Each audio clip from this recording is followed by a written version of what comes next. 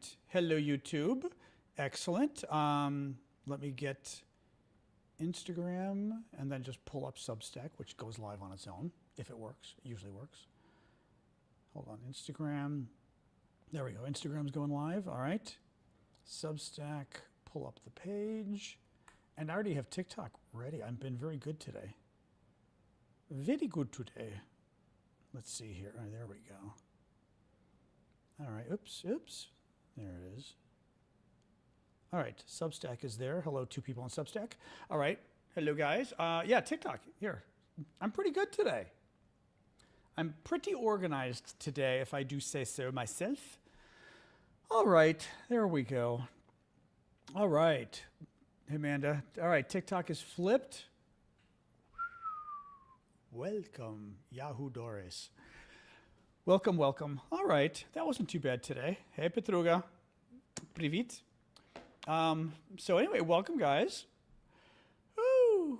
Yes. Still on my muscle relaxants. The doctor said I could try half a pill, so I'm going to try half a pill and see if it makes me less woozy. It just makes me kind of like, I took a good nap today. I'll say that at least. Boy, like a good hour and a half, but it was like a good nap. Like kind of, I'm still not quite awake. I'm yawning talking about it, but it was a very good nap. Oh, don't have those very often. Alexa, lower the temperature 1 degree. We're still playing temperature games here. Temperature games here. Yes, that's what I'm trying to say. That's what I'm trying to speak. Anyway, welcome TikTokers, everybody. Hello, hello, hello. John Aravosis here. Talk about the latest news. We've got a decent, considering yesterday there wasn't a lot of news, there's a decent amount of news today. So we'll talk about that. Remember, Saturday is our coffee talk. So that's our hangout we do almost every weekend. I'm going to yawn at you. Almost every weekend, Saturday at 11 a.m. Eastern, I do a hangout for the monthly subscribers as a thank you. I created a special show on the weekend that's only for the monthly subscribers, so don't get too bent out of shape. Did NVIDIA go up again? I mean, I saw it was, I know it did well. Well, the video is funny because it did well the other night, and then, let me pull it up. Or NVIDIA did well the other day, and the markets didn't care, but now they care because they weren't caring too much. Holy shit, almost 9% today? Holy crap. Oh my God.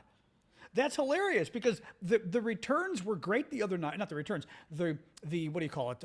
When they tell you how the stock did in the last quarter. They were great the other night, and all the stories were about how the market is still taking it like, because everyone's worried about AI. Well, it went up 9% today. Woo-woo! I do invest in NVIDIA. Several years ago, thank God. Wow, 9%. That's pretty freaking cool. Wow. I do have the dino shirt today, Jens, yes. Actually, the dino shirt was kind of fun. I brought it to the quarterly report. Thank you, kind-hearted. I wore this to Arizona, and it was kind of fun because the nephew's kids were very into it. So now I'm thinking I may have to buy dino shirts for Christmas. Go to Amazon and get like the right sizes. Because they were like, oh, is this dino big? Which is the biggest? All of a sudden they were getting into it, and I was like, oh, I didn't prepare for this one. like knowing all the dinos on my shirts for the grandnephews, you know. Anyway, very funny. Anyway, all right, so welcome everybody. Yeah, so John Aravosis here with the Aravosis Report. We talk about the latest news, you know, from Washington, D.C. Kind of a cloudy, rainy day, which really sucks because depending where you are, we are getting a lunar eclipse, at least in North America tonight.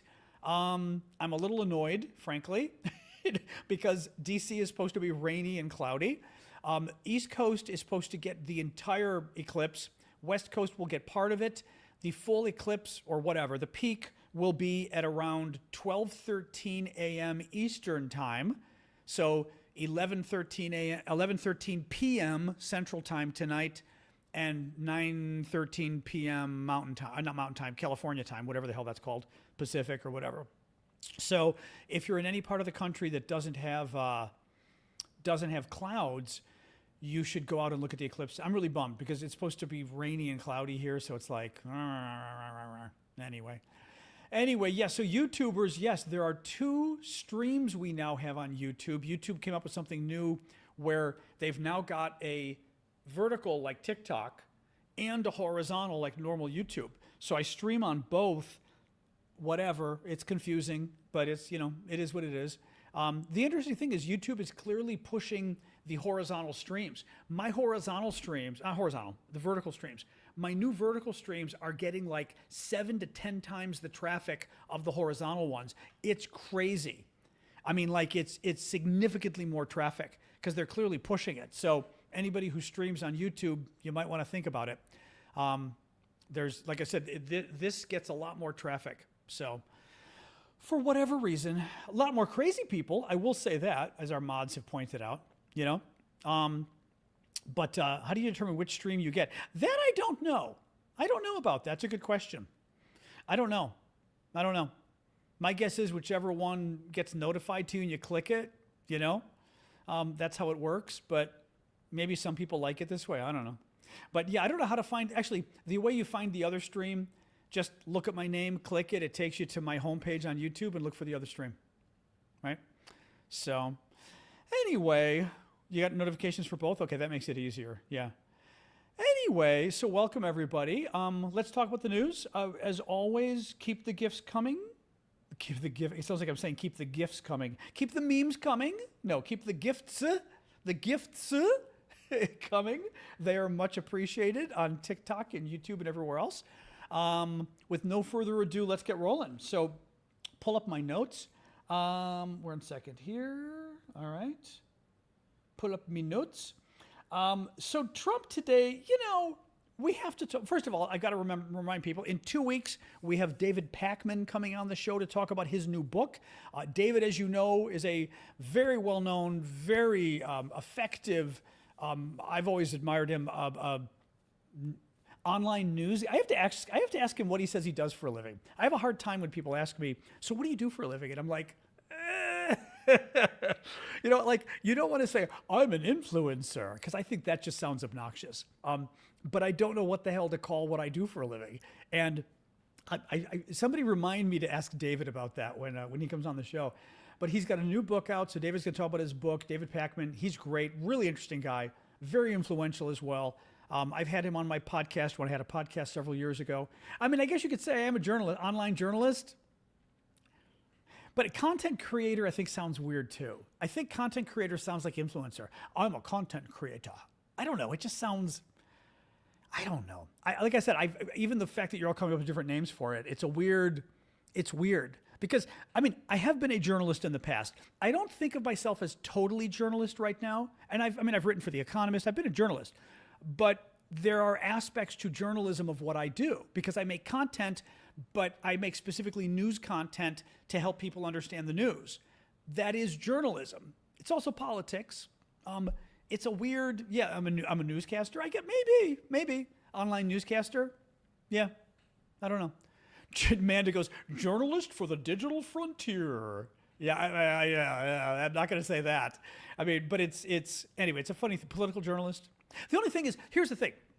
Political journalist doesn't quite explain what the job is either. Because I think when you say political journalist, people don't understand that you mean, like, I produce news content on TikTok and YouTube, for example, is what I'll tell people when they don't understand what I do. That's different than just being a journalist. I think when you say you're a journalist, they don't think that. And when you say I have a news show on TikTok and YouTube, they go, oh, that's really interesting. Like, that's different, right? It's a different kind of, anyway, you get my problem. I think some of the descriptions sound goofy. Like I said, I'm an online influencer. I feel like it sounds like I give fashion tips or something, right? I mean, Collectus says, I refer to you as the gay political lawyer journalist that tells me the news. That's pretty much the problem. Yeah. Like you've got to come up with too many. It's totally corny. Yeah. I mean, influencer also sounds like something that somebody else should call you. Thank you, son. Oh, that's a cool gift. I've not seen that one before. Hug it better. That's cute. And I give baking tips too, as Heather said. That's true. Yes. I'm an online content creator who gives baking tips from time to time. Yes. Anyway, all right. What else we got in the news? So Trump today, I hate talking about it, but I also think it's important to talk about it. I know moms are hard to explain. Oh, mom, forget. I could never explain it. Well, mom, the good thing with mom is mom liked to watch the show. So once she started watching my show, she finally understood what I did for a living. And she liked watching. What's nice about this, at least for moms out there, anybody whose kids do this, it let my mom watch me every night, and then she felt like she was here with me. What annoyed me, though, my mom would call and criticize. Like, you said this during the show, and I would just be like, oh, God. Like, please don't do this to me. Anyway. So Trump today. Alexa, lower the temperature 1 degree. Trump today. We have to talk about it because he's an idiot. He's the president of the United States. Trump now renamed Lake Ontario to be Lake America. I think it's important to talk about, thank you, Heather, because it's immature and it's unworthy of the United States and it's unworthy of the president. As always, Trump is acting like a 10 or 12-year-old boy. He's acting like a child, right? Like, I'm mad at Canada for trade, even though he's not mad at Canada for trade because the trade stuff he's saying exists with Canada are all lies. Like, we don't have massive tariffs with Canada. It's a lie. And so, therefore, I'm going to rename the lake. Oh, okay, Donnie. Again, knowing that the lake's going to be renamed. First of all, he can't rename lakes.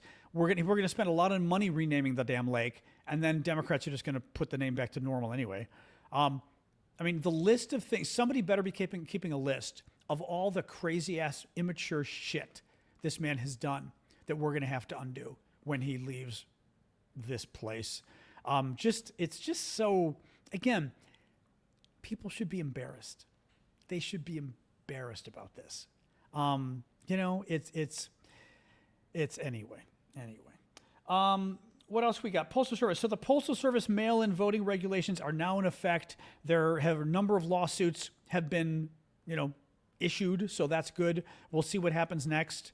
I was going to say that alien, and then I thought that might sound a little weird. So he just needs to leave the White House. That will be sufficient for us to change the name. Honestly, I was thinking we ought to just rename Lake Ontario Lake Natalie after the First Lady. Did you see her today? Oh my God, there's video of her today. Natalie is the White House aide who's blonde and beautiful and 35 years old and hangs out all the time with Donald Trump when she's not writing long letters to him about how much he means to her. Long, deep, emotional letters. We read 2 the other day. They were lovely. Somebody was sending a video today of her, and she's wearing this, I think it's green or blue dress. Everyone else is wearing like gray. Natalie's wearing this like green or blue dress, and it is skin tight. This dress looks like she painted it on. Now, she's got the body that she can wear a skin tight dress. All I'm saying is, with all the stories going on lately, I'm not sure she should be bringing that kind of attention to herself wearing skin-tight dresses around the President of the United States. I think it looked totally inappropriate. It looked completely inappropriate, especially because of the rumors and the talk. Whether the rumors and the talk are true or not, whether the substance of the rumors are true or not, politically, you have to deal with things that look bad. And this looks bad, and she's making it look worse. So, anyway, what do you do? What else we got? So, Associated Press. This is interesting. Listen to this. The U.S. military is experiencing a beyond critical shortage of advanced missile interceptors in Europe, largely driven by President Trump's war with Iran. A U.S. defense official in Europe and a NATO official told the Associated Press, raising concerns about vulnerabilities in NATO countries to a potential Russian attack. The U.S. defense official said the most concerning shortfall involves Patriot missile interceptors, which can shoot down Russia's high-speed ballistic missiles. The NATO official confirmed the low inventories of Patriots among American and NATO forces in Europe. Both spoke on condition of anonymity to discuss sensitive matters. In the event of a Russian ballistic missile assault on, for example, a military headquarters or power plant, NATO could be in a similar position to Patriot-starved Ukraine and be forced to take punch after punch in the mouth, a U.S. defense official said. In Europe, the American military definitely does not have enough Patriots to stop any possible sustained ballistic missile attack and would have very limited capacity to defend against a single ballistic missile strike or a stray Russian missile that goes off course. And the article makes clear, and the U.S. defense officials make clear, the reason the U.S. has a beyond critical shortage of Patriot missiles is Donald Trump's failed war in Iran. It is not the war in Ukraine. It's what Trump did in Iran. He wasted our weapons. I mean, we've said it before, and we need to keep saying it. There are consequences for electing somebody who's an idiot. There are consequences. We've elected a man who is incompetent. We've elected a man who's a child. We've elected a man who clearly is not very intelligent. And this is what happens, is he does things like he gets us into wars that we don't win, that we lose, and that we waste too much money, too many weapons, and too many American lives. And he's now put us in a dangerous position internationally, also vis-a-vis China as well, which we're very concerned about a possible conflict with China in the next few years over Taiwan. And if the U.S. isn't prepared for it because Donald Trump decided to use all our weapons on a war of opportunity with Iran that wasn't necessary and that he lost, that would be a big deal. Yeah. Alexa, raise the temperature 1 degree. Again, temperature is just... Thank you. What else we got? Oh, Trump posted a meme of himself today. So this was kind of funny. Trump posted a meme of himself. He voted for such an idiot. He posted a meme of himself claiming that mission accomplished in Iran. And he put this big thing that said mission accomplished. Because he's such a freaking idiot, he has no idea that mission accomplished is a reference to George Bush with the Iraq War, the second Iraq War, the bad one. Mission accomplished was because Bush got up there in, God, when was it? Thank you, Dave. I forget when it was exactly. Could mission accomplished have been as early as 2003? When was mission accomplished day? Alexa, what date did President George Bush hold his mission accomplished speech on the aircraft carrier?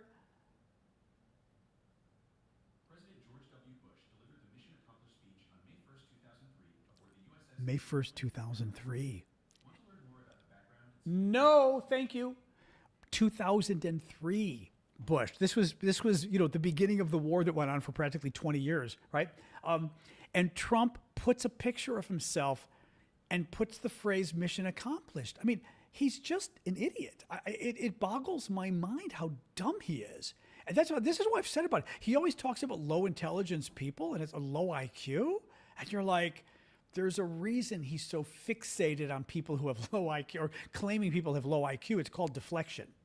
Because he knows, not the smartest bulb there. So anyway, he put up a thing that said mission accomplished today. And now the thing too is, and I've said this before, he lies and he gets away with lying. He's going to try to win this war through lies. And he knows we've lost the war. He lost the war with Iran. And he thinks if he can only tell people, oh, the war's over, we won, that people will believe him. Now, I mean, his people, thank you, Blue, his people do believe these kind of crazy things. The problem is war is kind of like inflation. Remember, Trump also claimed he beat inflation too. Prices keep going up. He keeps not doing anything about it. And wars are kind of the same way. Like either the Strait of Hormuz is open or it's not. Either Iran's nuclear program is destroyed or it's not. You can't lie your way out of it because eventually facts will catch up with us. By the way, the first time he lied, remember last year? Last year, Trump bombed Iran and got very upset. And the White House still has the press release up. It's a lie. It's fake news that Iran's nuclear capability has not been totally destroyed and will never come back. And the Defense Department said, well, actually, it looks like Donald Trump set Iran's nuclear capability back 3 months. And Trump freaked out. Remember that all the administration officials had to go, no, it was all destroyed. It's never coming back. And then a year later, Trump had to declare war on them to get rid of their nuclear capability that the year before he told us was, not even the year, it was like 9 months before, he told us was permanently destroyed and was never coming back. He lied. And this is why the lies matter. Because like war, you can lie about a war and you can lie about us winning, but then next year, Iran starts being evil again, and what do? inflation. You can lie about beating inflation. Thank you, Tracy, for the gift on TikTok. Obliterated, was that the word? Obliterated? You can lie about beating inflation, but then prices keep going up. And people go, well, you know, I've got Trump telling me there's no inflation, and then I've got the prices at the grocery store. Well, guess which one you're going to believe? You're going to believe your wallet, right? Anyway, this is our man. U.S. munitions in the Middle East are worrying Asian allies and frustrating Pentagon officials overseeing the Indo-Pacific, who feared that the war with Iran could undermine U.S. readiness for a conflict with China. So now U.S. defense officials are worried about us being unready to defend ourselves against Russia and not ready to defend ourselves against China, thanks to Donald Trump. Thank you, Addie. Keep the gifts coming, guys. What else we got? Oh, Financial Times. This was funny. This was one of those face-eating leopards thing. Oh, Diana. Ooh. Very cool bull or water. I was calling him a bull. Water buffalo gift. Thank you for that. That's a very nice one. Thank you. I'd not seen that's a new one. I've not seen that one before. Thank you. A bull. He kind of looks like a bull, though. Let's face it. So, Financial Times. Farmers in America's Corn Belt. Thank you, Heather and M Stamp. Farmers in America's Corn Belt say they are facing their worst crisis in 40 years. Thank you, Cricket. As an explosion in diesel fuel and fertilizer costs. Thank you, Sadie. Triggered by Donald Trump's Iran war, pushes grain producers to the brink. So Trump's war has caused diesel fuel prices and fertilizer prices, which I Googled this at one point. Fertilizer based on, it's based on, I'm already forgetting what it is. What is it? Fertilizer. It's based on, well, potash, it's not just potash. It's based on a fossil fuel as well. It's based on fossil fuels as well. And I'm forgetting, I Googled kind of how it worked. Is it nitrogen? But nitrogen somehow is related to the fossil fuels. Urea, maybe urea. I think urea might be what I'm thinking of. But it's something related to fossil fuels. And therefore, the war with Iran has made the price of fertilizer go up too. Yep. So in any case, but I'm going to read this again. Financial Times. Farmers in America's Corn Belt say they are facing their worst crisis in 40 years as an explosion in diesel and fertilizer costs triggered by Donald Trump's Iran war pushes grain producers to the brink. They voted for him, and they're now in their worst economic crisis in 40 years because of what Trump did in Iran. Again, not only do elections have consequences, but wars and actions, thank you, Joy, have consequences. This man's not very bright. He's doing stupid things as president, and his war just basically pushed a bunch of farmers, close to bankruptcy. Oh, well. What else we got here? Greg Bovino. Here's another. Greg Bovino. Remember Greg Bovino? Greg Bovino's the guy that likes to wear the jacket that looks like German World War II jacket. And he was the ICE guy who got fired when he was too much for Trump. Bovino with the short haircut. Bovino is complaining that Trump has canceled his security because he had security because he was worried people were going to try to get even with him. Thank you, Aileen. And Bovino, his security got canceled, and he thinks people in the Trump administration are trying to kill him now for I don't know what reason. But again, you're kind of looking at this going, hey, Jens, you're kind of looking at this going like, oh, you just figured out the Trump people are kind of bad players. What a surprise. National Public Radio. This was an interesting story I read today. National Public Radio reports that National Guard members are speaking out about their feelings of humiliation and frustration being involved in Trump's year-long federal takeover of D.C. Quote, I will say very frankly that the bad taste that this mission left in my mouth, it actually embarrasses me to be involved in any way, said one National Guardsman. Another one said, I don't want to think about the National Guard. I don't want to necessarily discuss my affiliation with the National Guard. I don't want to fulfill my normal National Guard duties just because of the abuses of the National Guard and the D.C. mission. I was walking today back from doctor's appointment, and DuPont Circle, popular circle in D.C., park, very safe during the day. Nighttime, different, but during the day, very safe. And of course, there were 3 National Guardsmen in the park, of course. Now, during the day, like at noon, it's totally safe. We don't need national guardsmen. Yasu Helen, we don't need national guardsmen. Well, the funny part, this was crazy. They were like at attention patrolling the park. They were standing together, but they were standing with three of them with their backs to each other so they could see the entire park. And they, like, imagine, you know, one is like this, one is like this, and one is like this. So all three of their backs are to each other. So they're looking 360 at the entire park in case there are criminal elements. I mean, I almost started laughing. Again, I don't blame these guys, but like, there are no criminal elements in DuPont Circle at noon doing any crimes. There aren't. The notion of you standing like you're in, you know, Kabul or somewhere, you know, what was the, I'm forgetting all the names of the places, right? The, you know, that you've got to stand back to back to make sure none of the terrorists can sneak up on you was like, it was just a bit silly. Like I'm almost kind of feeling sorry for them, except that I'm a little worried, you know, I'm a little worried because the militarization of our democracy and our cities isn't something we should overlook just because you feel bad for the guys who are doing it. You know what I mean? Anyway, it was ridiculous. What else we got? Oh, this is interesting too. So remember we had that kind of near miss with Air Force One, or not Marine One, the president's helicopter and a civilian jet a couple weeks ago? They're now saying, New York Times, that construction at the White House may have contributed to the incident. According to a report, work to build a new ballroom at the White House forced officials to move the helicopter's takeoff location temporarily from the South Lawn to the Ellipse. So they had to move it further away from the White House. But the new location may have been less optimal for communicating with air traffic controllers. Technicians conducted a coverage analysis and determined that there was not adequate line of sight to ensure communications. Bottom line is, communications got garbled, and the president's helicopter got a little too close to a near miss with a civilian jet, all because Trump wanted his little ballroom. Oh, well, what else we got? Wall Street Journal. Oh, okay, this is interesting. So we've got competing stories out today about why the CIA director went to Moscow. Now, originally yesterday, well, okay, Trump denied it. Trump said, oh, it was nothing important. It was just a regular visit, nothing important. He didn't warn about anything. And we're like, okay, whatever, liar, right?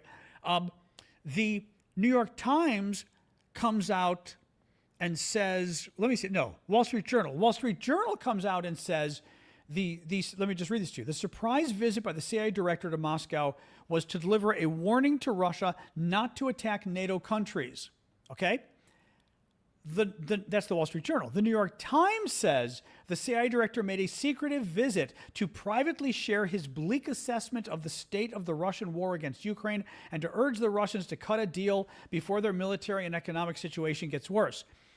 What people think is going on is our CIA director did both. He went to warn Russia about attacking NATO because there's been concerns about that. And he went to warn Russia to basically try to get the message to Putin that your situation is much more dire than you think. The U.S. thinks that basically Putin's intelligence people are afraid to tell him the truth. And therefore, Putin isn't really getting an honest assessment. And I don't know why they would think this, but they think maybe Putin would believe the U.S. CIA. Like, why wouldn't Putin think the CIA would lie to him? I don't quite understand this, but whatever. So they think that the CIA director actually did both things.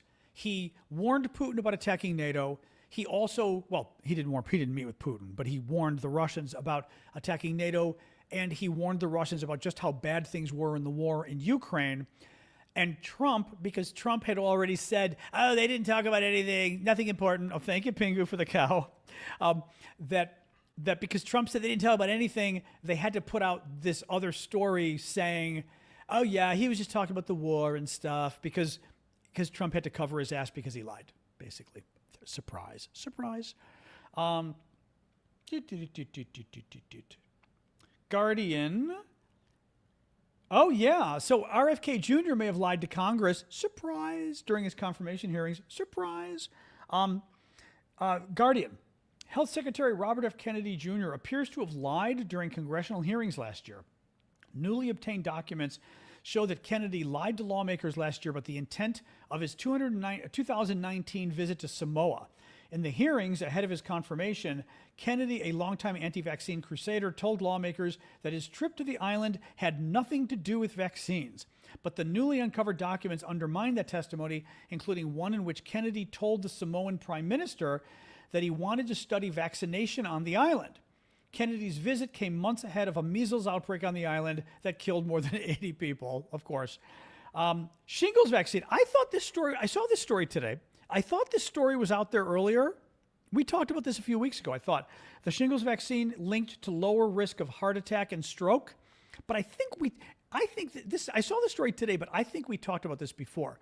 Because I know the news came out a couple months ago about the shingles vaccine basically having a lot of other benefits. Because we talked about the fact that, actually, I think we talked about the fact that the first vaccine, the first shot wasn't so bad, and the second shot really knocks you out. Yeah, we did. I think we heard about this before, Ash, too. Yeah. Oh, maybe lowering dementia. Oh, you might be right about that. It might have been lowering dementia was the earlier story. That's interesting. No, I think you might be right about that, Cloudbuster. That earlier the reports were it was other stuff that let's just take a look. Hold on. We can ask boyfriend. Not that we trust boyfriend entirely, but we can ask. So there was an article out today about the shingles vaccine having other benefits, and I wasn't quite clear if that was an old article or whether, like previously, were they saying it could potentially lower chances of getting dementia and there was something else today, or what?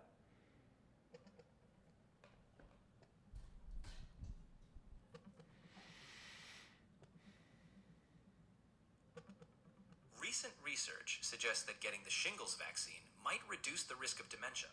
A 2024 study found that those vaccinated with Shingrix had a 17% longer dementia-free time, while another found a 24% lower dementia diagnosis. Okay, there was another story today about heart and something else.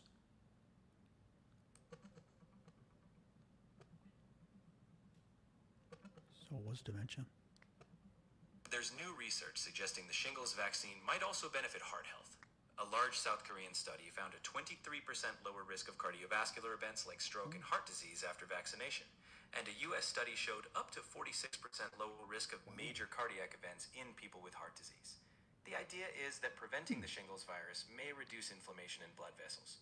While promising, these are observational studies. So okay, interesting. Very interesting. Right, so no guarantees, but still very interesting. Wow.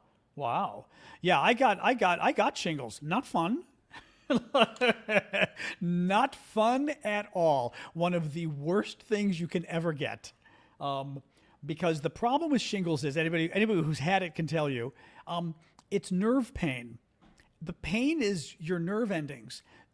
Regular medicine doesn't get rid of the pain. I'd asked the doctor. The doctor was like, it's your nerves. Like, over the counter, even prescription medicines, he said, I would have to give you stuff so strong, thank you, Linda, that it would knock you out all day.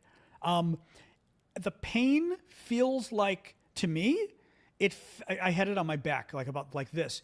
It felt like there was a permanent knife in my back. That's what it feels like.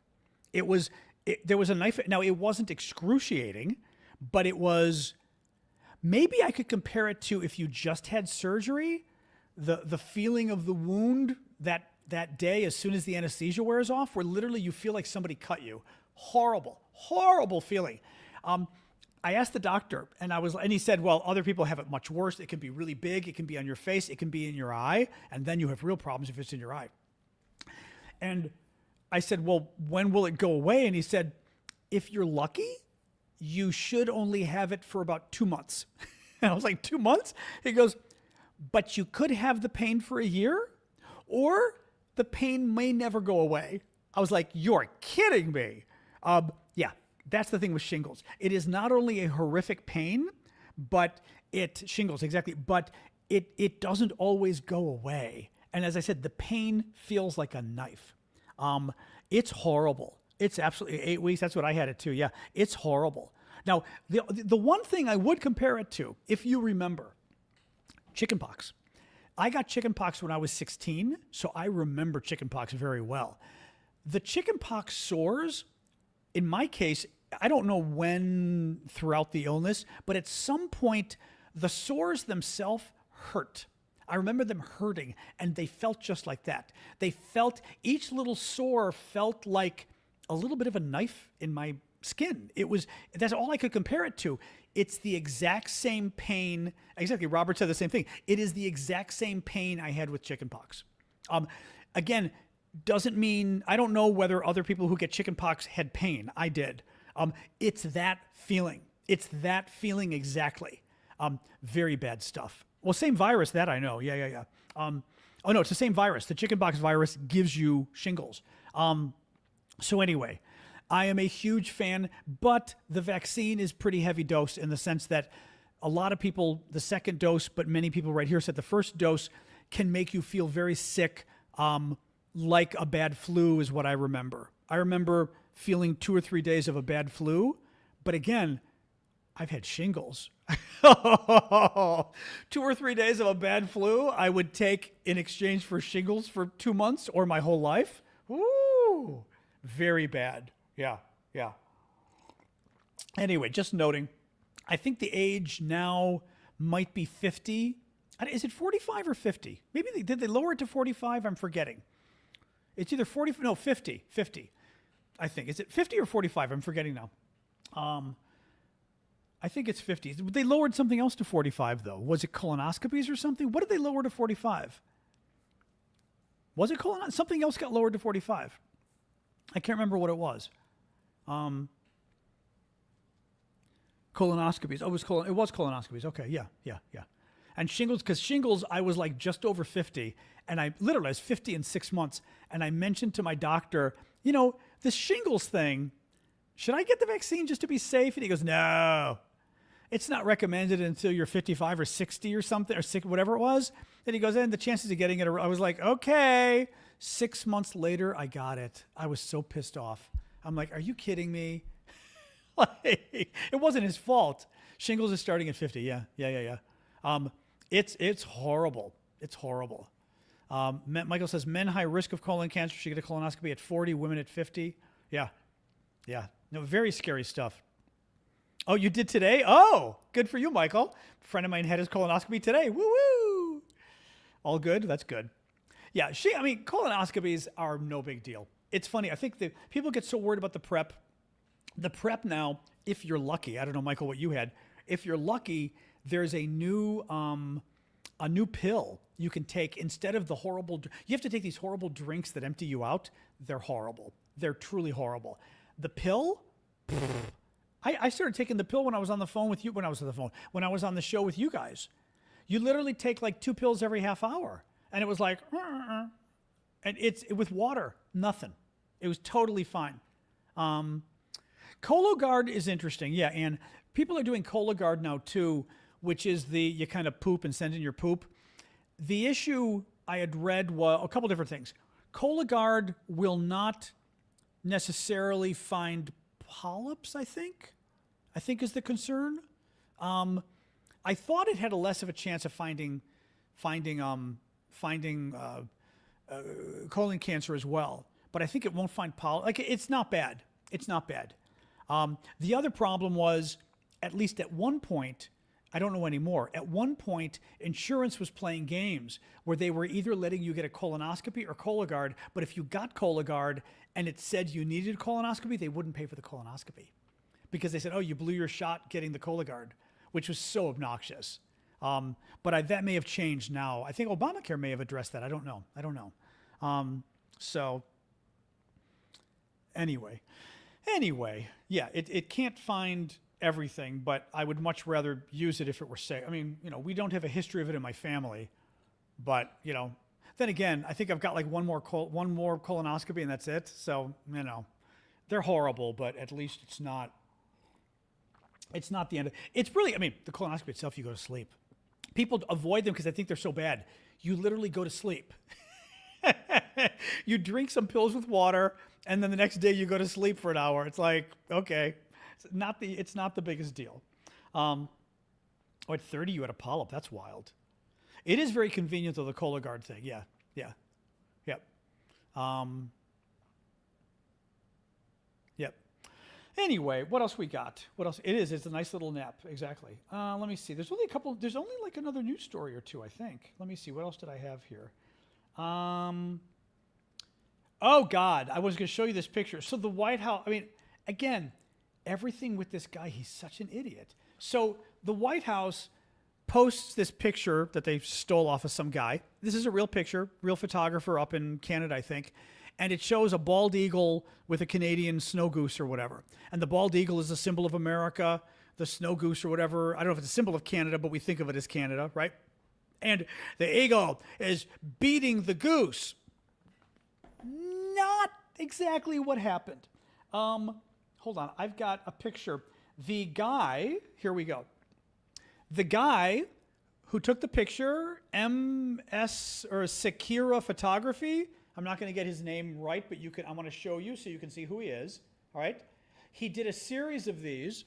He saw a goose fighting with a bald eagle, and he took a series of photos. He posted them on Instagram and some other places, but I want to read you what he wrote. Hold on a second. Well, let me tell you first what happened. So Trump shares the photo. See the eagles beating up the Canadian goose. The goose actually won the fight. The eagle fought the goose for 20 minutes, and the goose was so determined that the eagle just got pissed off and gave up, that the eagle had to leave because the goose wouldn't cave. I mean, literally, it's like a parable. This is like Aesop's fables or something, right?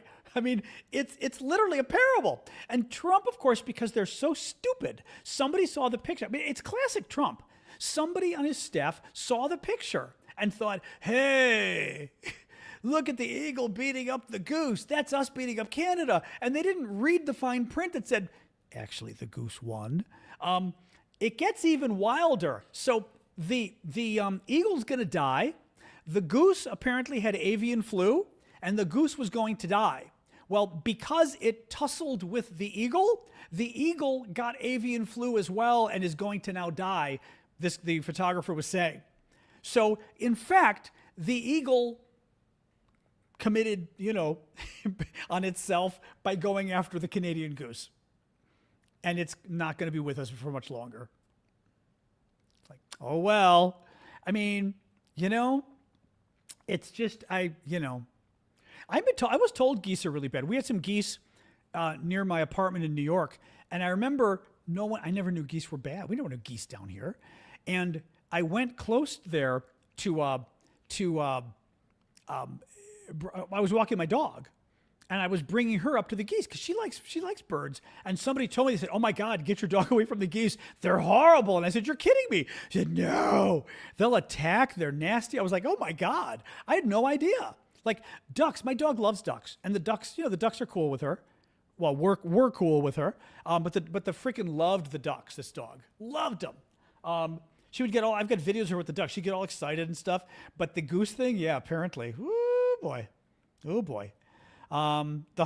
Gooses are the geese are the honey badgers of the avian community. Exactly. Ukraine gave Musk a medal. I didn't see that. Is that true? Let me see here. Ukraine, Musk. Smart if they did, to be honest. I've got Ukraine Muslims. That's not what I'm looking for. Thank you for the gifts, guys. Keep them coming. Ukraine Muck. Can I spell this correctly? Maybe. Oh, this is funny. Zelensky gives award to Elon Musk for Starlink's role in Ukraine. Okay. Not stupid. Not dumb. That is not dumb. I did not see this. Hold on. President Zelensky on Wednesday awarded Elon Musk Ukraine's Order of Freedom, one of its highest state honors, for his outstanding personal merits in protecting human life and freedom and strengthening ties with the United States. Starlink has become deeply embedded in Ukraine's military operations. Starlink doesn't currently operate over Russian territory, but Zelensky wants Musk to reconsider the policy. That would allow Ukrainian forces to maintain satellite connectivity. Okay, I got you. That's funny. Musk made no immediate comment on the award, which was announced by presidential decree. That's funny. That's very interesting. Okay, that is very interesting. I did not hear about that. Good for them. Zelensky got a puppy and her name is Freya after their defense system. That's cute. That's cute. And Freya is Norse god. Probably why they named it that, I'm guessing. Come on. What are we doing here? Oh, here it is. I told you about the lunar eclipse. Oh, and then there was, and I missed it. I missed the story, but basically the Department of It, it's all the same story with these people. It's the same story. Trump's people saw another meme they wanted to put up, and they were like, oh my God. Actually, hold on. I'm going to get the story right here. I want to get the story right. Hold on a second. I mean, there's just, in every situation, they are the most low IQ people on the planet. In every situation, this is what they do. Hold on. Hang on here. Come on. Come on. I want to find a good description of what happened so I get this right.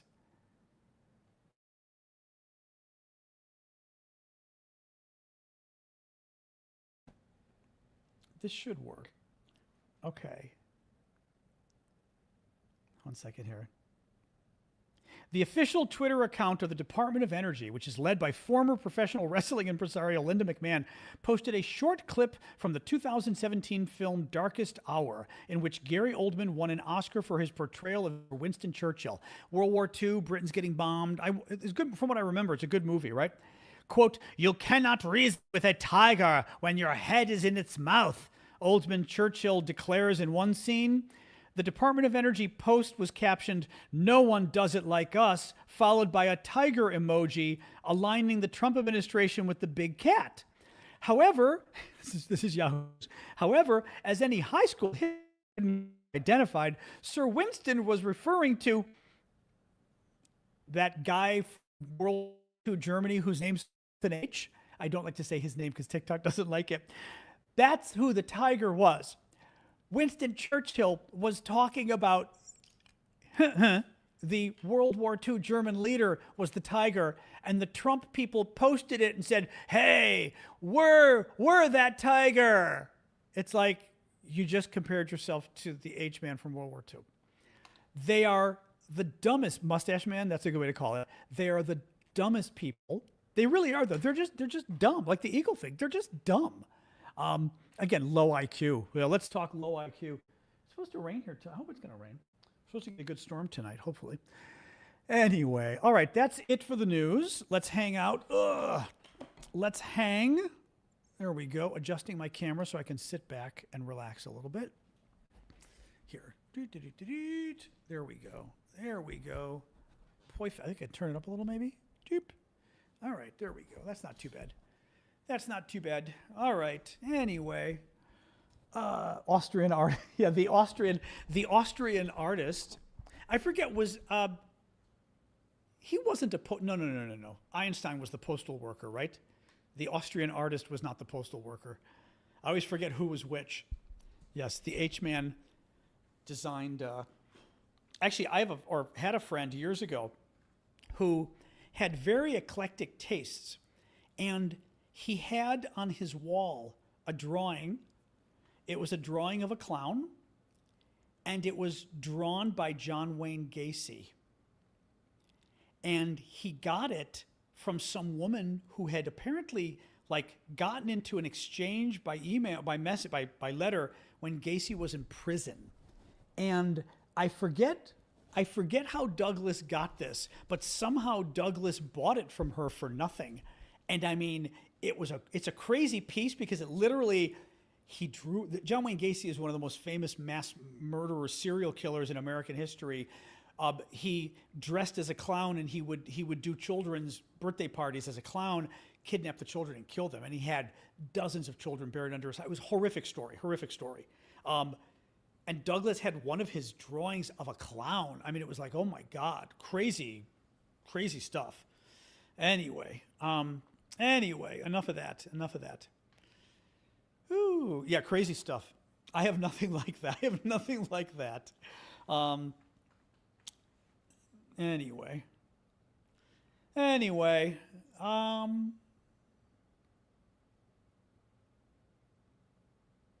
He designed postage stamps? Who did? The Austrian artist?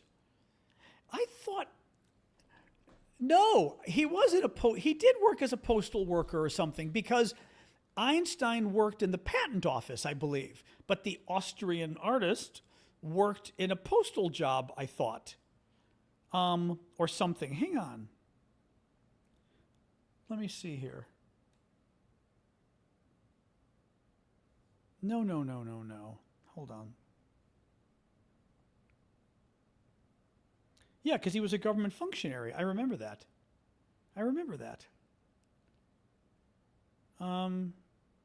Never worked for the post office, though he was given a nominal civil service appointment solely to acquire German citizenship. Okay, I'm thinking of something else then. Okay.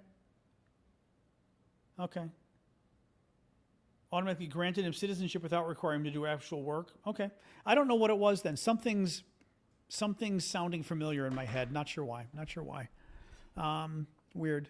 Very weird. Anyway. What else, guys? So now we just kind of hang and talk, whatever you want to talk about. Oh boy. Oh boy.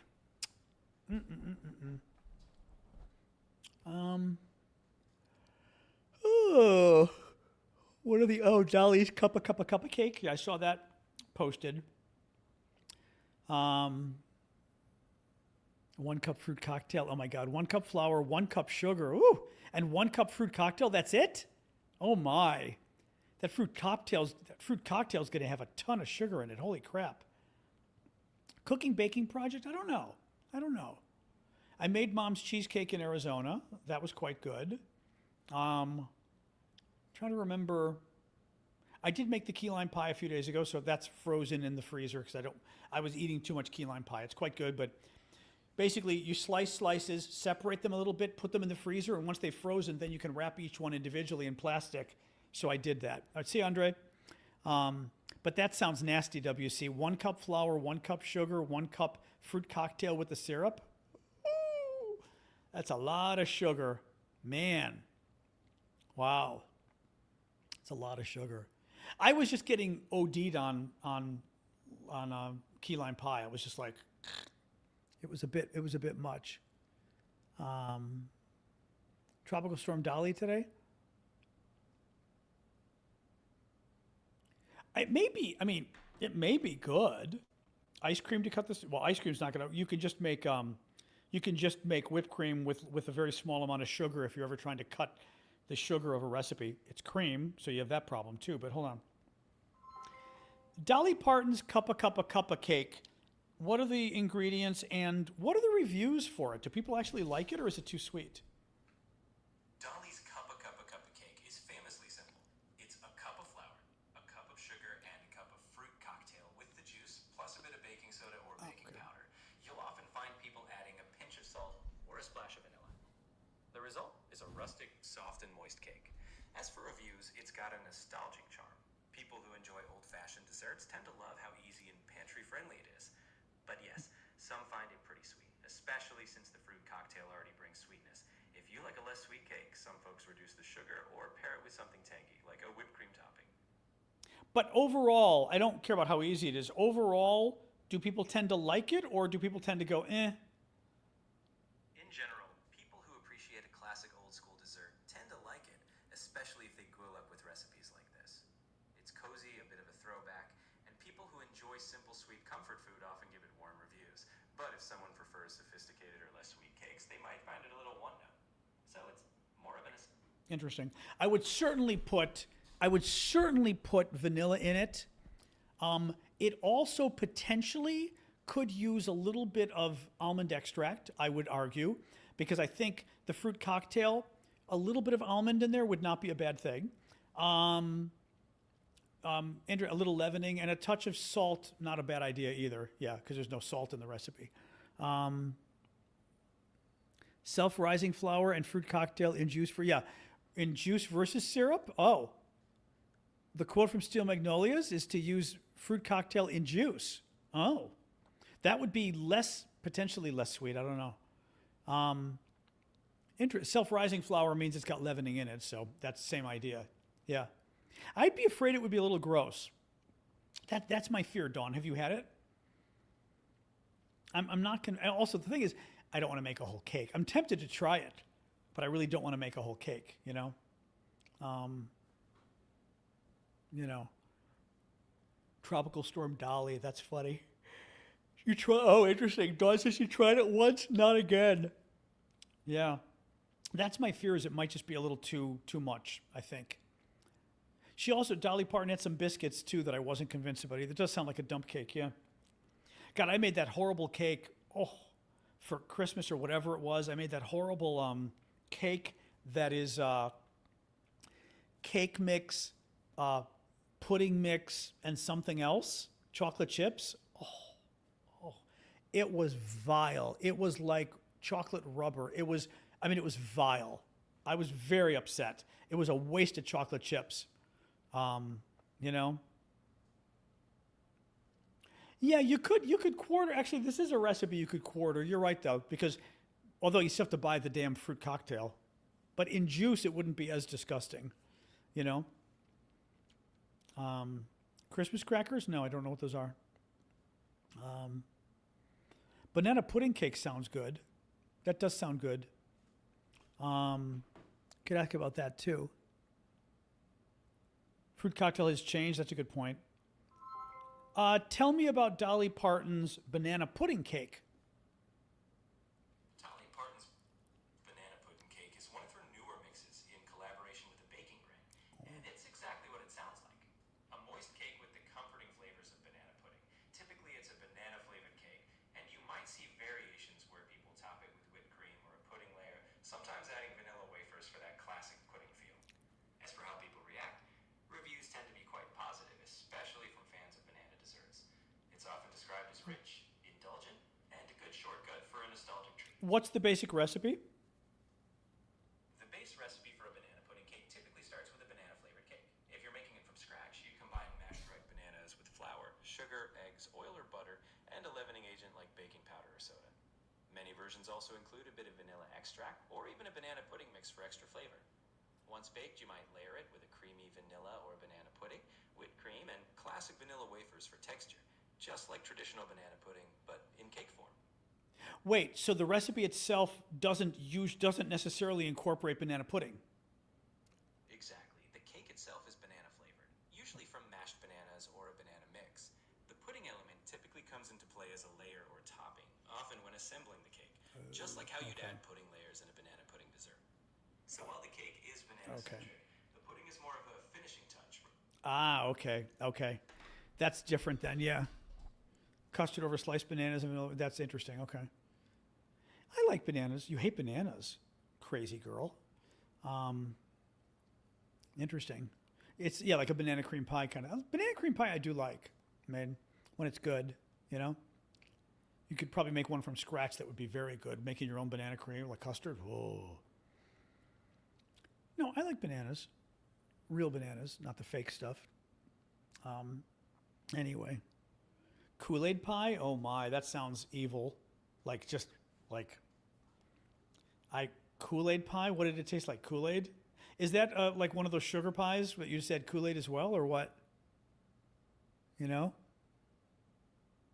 The meringue, you mean? Or what do you mean, John? What are you talking about?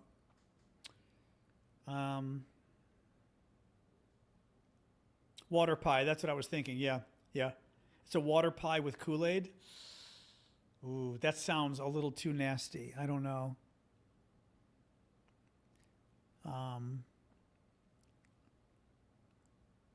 Like Soupy Sales. Bread pudding is to die. The silver palette bread pudding recipe, I think, is fabulous. But you've got to make the sauce that comes with it, the like liquor sauce. The sauce, otherwise the bread pudding's just okay. With the sauce, it's to die for. Even those of us who don't like liquor sauces, to die for. The silver palette bread pudding. Google it. Not very hard to make. Very good.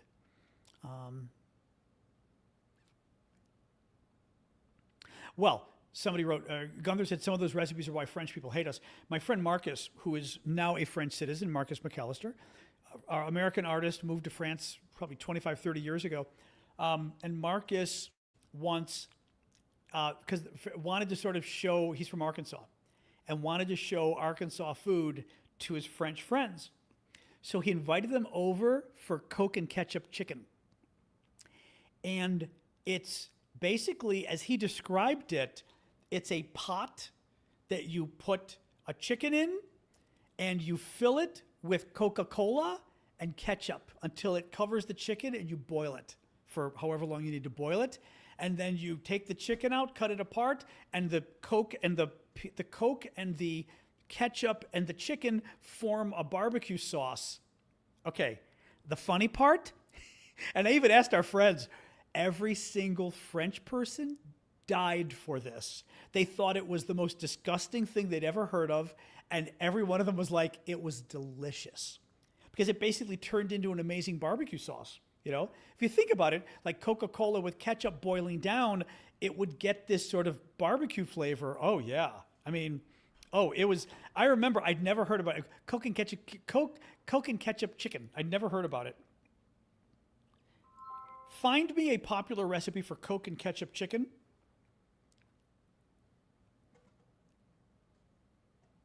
I found a popular recipe for Coke and ketchup chicken. It typically involves cooking chicken with a simple sauce made from Coca-Cola and ketchup, which creates a sweet and tangy glaze. The chicken is simmered until tender and the sauce thickens. It's a well-loved comfort dish that's easy to make with a bit of retro flair. So basically, is it Coke and ketchup in a pan or in a pot, and then you just put the chicken in it and cook it? That's pretty much it. You usually brown the chicken first, then combine Coke and ketchup, often with a splash of soy sauce or a pinch of seasoning for extra flavor. You simmer it all together in one pot until the chicken is cooked through and the sauce thickens into a glossy glaze. Simple, sweet, and sticky. Yeah, that's it. That's it. He said he just dumped the chicken in the pot and covered it with Coke and ketchup and called it a day.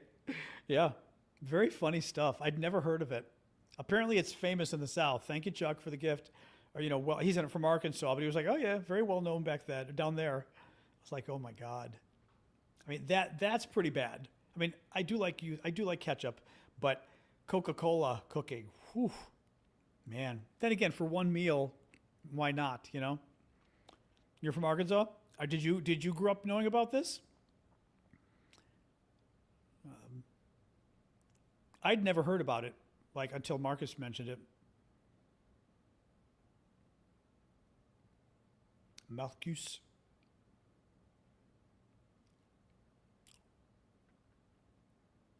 Coke to make pulled pork. I mean, again, it's got that kind of dark, deep, spicy kind of taste to it. I could imagine that. I would only worry about it adding too much sugar. That would be my fear. That would be my fear. But you just follow a recipe and get it right. Mexican Coke, exactly. May not matter at that point.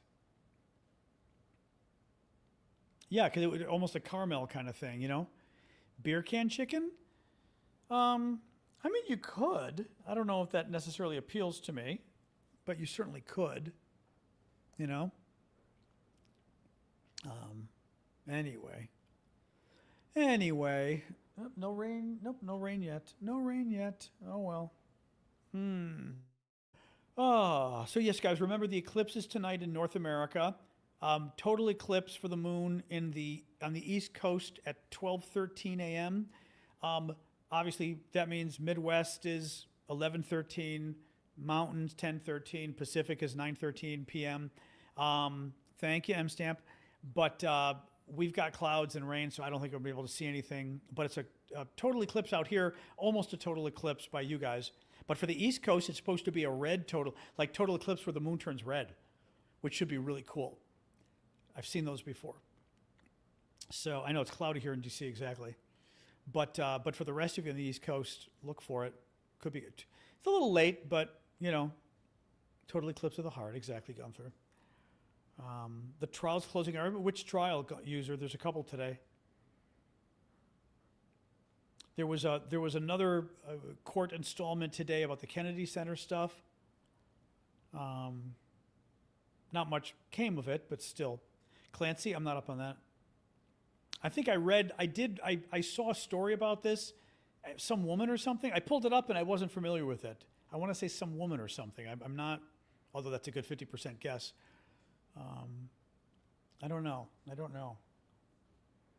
Yeah, no, I think we're out of luck on this one, unfortunately. So, alas and alack. It's a woman, yeah. Yeah, I just saw some article, but I didn't know who she was, and I went, okay, whatever. I've got friends who like to watch these trials.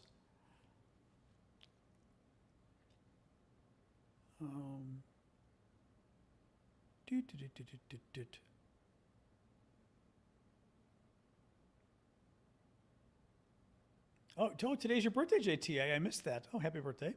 Happy birthday. Yeah, it's supposed to be one of those red eclipses if you're on the East Coast. So, beyond that, it depends where you are. I never remember where you are.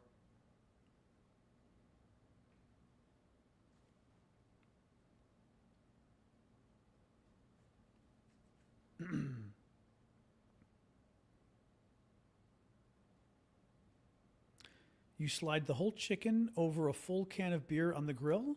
I'm not sure what that means. I thought you were in Germany, yeah. But you can see it in Germany too? You're not going to get a full eclipse though, I assume. I'm assuming it's only over us, but I don't know. Well, it's going to be morning there anyway. By 12 o'clock, I think it's already going to be 7 a.m. in Germany. You're out of luck. 12 a.m., okay. But you get a full eclipse? Or you don't get a full eclipse, do you? I'm assuming if we've got it, it means other people don't have a full. I don't know. I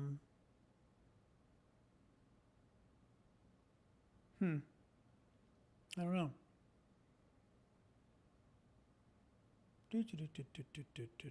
Ukrainian recipes? I would try some of those.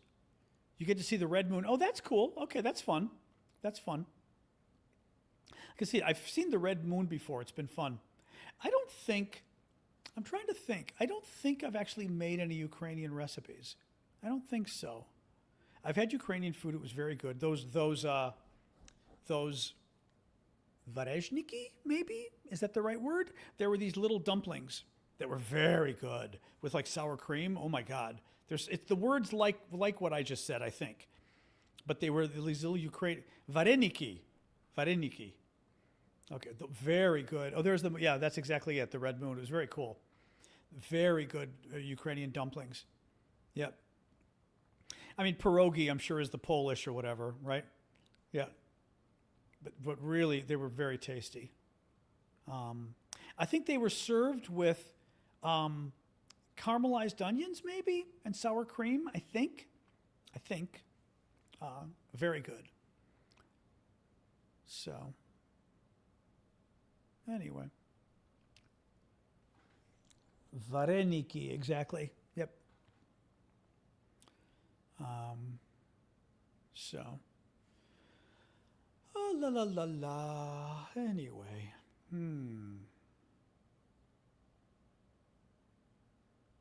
What else, guys? Anything? Only a couple more minutes, and then we're calling quits. Calling it quits.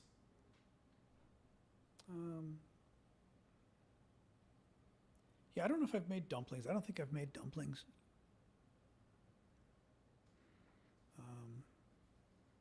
Because they're cooked, boiled first? What because they're cooked? What do you mean? Are you saying the name? Does the name Vareniki mean something or what? Greek Mediterranean is hot on TikTok? Ole. Fingers. Chicken and dumplings? No, never. Hello, chicken and dumplings. Remember the Bisquick commercial? Bisquick, never could stand Bisquick. The biscuits were terrible. Pancakes were a decent fallback, but the biscuits,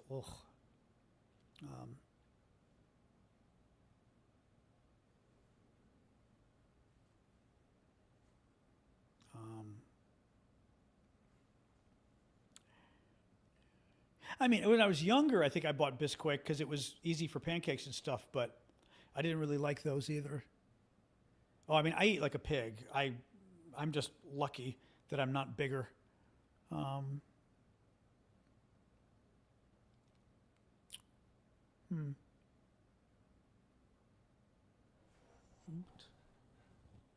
Variti. Interesting. Anyway, well, we are almost done here. News on Kennedy Center? No, there was the lawsuit. They were meeting today in court to talk about Trump trying to put his name on it and everything. Cooked up. Okay, cooked. Got you. Ah, okay. So, variti means cooked. Okay. But I don't know what's up with it. Yeah. Ugh. Great for strawberry shortcake. Yeah, I could see that. I could imagine that. It making that the right kind of biscuits for strawberry shortcake. Yeah. No, very true. Actually, I have a very good biscuit recipe. I may make some more soon. I haven't made my biscuits in a while, but I've still got some of my sourdough bread, so I've had like enough. I made some sourdough pancakes that lasted me for 5 days, so I've got like enough food otherwise.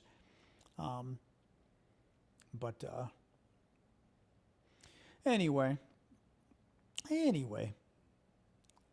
Thanks, Fallen. But I don't know. My wardrobe? What do you mean? I don't know. I mean, I'm not sure what you mean. Why? You mean shirts get worn out or what? I'm not sure what you mean. The biscuit recipe is, let me look. Whose biscuit recipe is it? It's good. It's still difficult to figure out when it's ready, but it's the best that I've found. Being a northerner, it's the best one that I've found. Let's see here. It's America's Test Kitchen recipe. Yeah. It's the American Test Kitchen recipe. Yeah. Let's see here. It's very good. Let me see here. Do not automatically back up photos. Maybe later. Oh my God, stop it. Oh, actually, this will work. Really? How are you not letting me do a full screen of this? I may be able to show you the picture of my recipe. Oh, what happened there? What the hell was that? Hold on. Biscuit.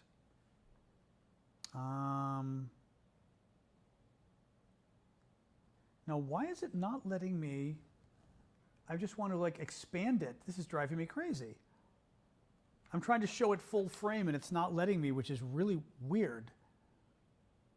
Yeah, I don't know why it's not letting me show full frame. That's very strange. Well, hold on. Save to device. Maybe that'll do it. Let's see. Oh, save to files. Oh my God, you're so annoying. Convert image. Will it let me convert it to a JPEG? Let's see. All right. I don't know what the hell this is doing. Hold on. I'm trying to show you guys the damn recipe and it's being very difficult. Save to device. We'll try one more time here. Actually, let me text it to myself. That should do it. Now I can, computers. Now I should be able to open it up and show you the recipe and you can do a screenshot. Here we go. All right. Oh, is it gonna like, seriously? Come on. It's cutting off. Oh no, it's actually the whole recipe. Okay. This is the whole recipe. I would say it's the best recipe I have found for buttermilk biscuits. I'm only going to wait maybe 15 seconds. Copy the screen if you'd like it. It's very good. Now, I am not an expert, of course, right? I'm from Chicago, Greek, but they're the best buttermilk biscuits I've ever had. For you guys, well, here, for the guys on the vertical screen, you might be in trouble. For the horizontal screen, see if that's good enough for the horizontal screen. All right, grab it if you need to. And then for the vertical, here, oh, that might be clear on the vertical, I don't know. You can see if it is. All right. All right, going once, twice, thrice. Yeah, so there you go. It's a great recipe. I love this recipe. It's a great recipe. Very easy to make, very good. Again, you know, I've tried many buttermilk biscuit recipes. It's the only one I've been happy with. It's still not perfect, but what do you do? You know, I mean, what do you do? You know, it is what it is. But anyway. But anyway, final thing about the clothes. So a lot of the shirts like this one I keep in good condition because I don't wear it a lot. I wear it, but I wear it for the show, and I occasionally wear it in the summer. So like a number of my shirts I have just for the show. Like my polo shirts, I made several of them. I mean, I dyed them for the show. So I don't wear them much other than for this show. That's why the color stays, you know, pretty much. Don't wear your clothes and they'll stay in good condition. So anyway, yeah, somebody try the recipe and let me know. If you find dinosaur parts in Arizona, you cannot keep them, I believe. You can keep them if you find them on private property, but of course you have to have permission of the person on the private property. So I don't trust me on this, but that's what I remember. So, you know, it's generally speaking, no. Because the other problem is the other place you would find them is public land, and the public land are public parks. So you wouldn't be able to take them from there either. I'm sure people have, but, you know, you're not supposed to. So anyway, all right, I'm going to get going, guys. It's 7:20 almost. So have a good evening. Thank you for joining us this evening. I'll be back tomorrow, 6 o'clock Eastern, and then Saturday is Coffee Talk, where we hang out with the monthly subscribers. So join us then as well if you're a monthly subscriber. Otherwise, I will see you guys, Kalinichtasas, and I will see you guys mañana. All right? All right, let me, Zoom, Discord, goodbye Discord. Bye, Amanda, thank you. Let's see, YouTube and Instagram and Substack, you're next. Bye-bye.